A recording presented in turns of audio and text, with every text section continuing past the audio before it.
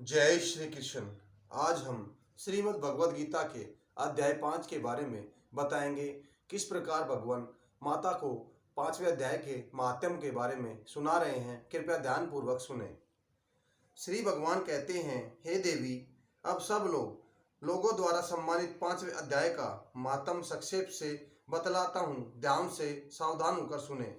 मद्र देश में पुरतकुत्स नामक एक नगर है। उसमें पिंगल नामक एक ब्राह्मण रहता था।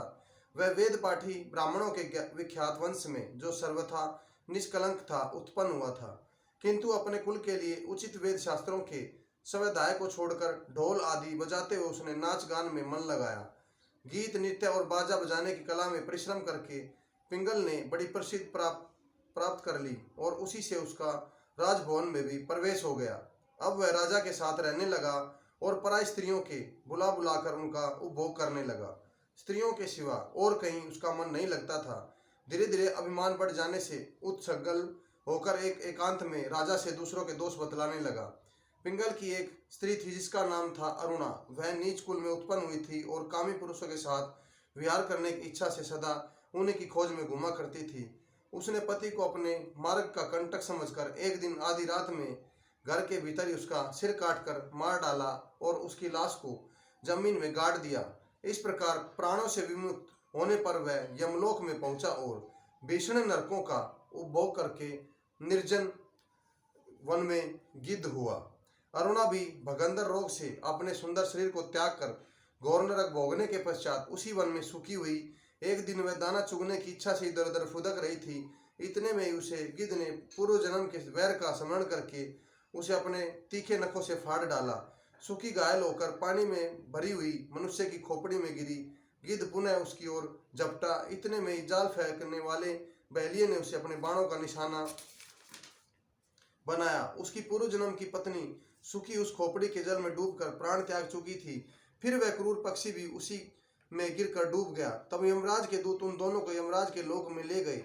वहां अपने पूर्वकृत पाप कर्म को याद करके दोनों ही भयभीत हो रहे थे।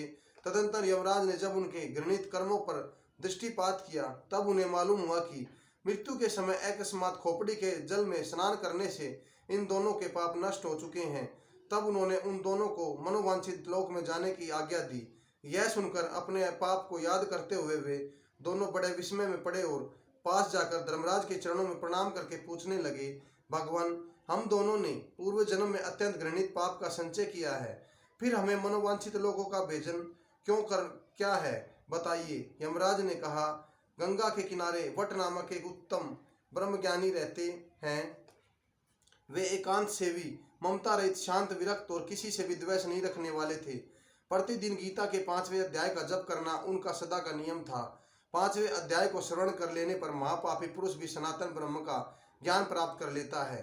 उसी पुण्य के प्रभाव से शुद्ध चित होकर उन्होंने अपने शरीर का परित्याग किया था। गीता के पाठ से जिनका शरीर निर्मल हो गया था, जो आत्म ज्ञान प्राप्त कर चुके थे, उन्हीं महात्मा की खोपड़ी के जल में डूबकर तुम दोनों ने प्राण त्यागे हैं। तो अब तुम दोनों मनवांछित लोगों को जाओ, क्योंकि गीता के 5वें अध्याय के महात्म से तुम दोनों शुद्ध हो गए हो।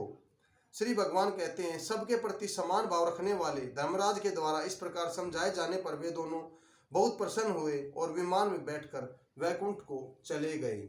जय श्री कृष्ण।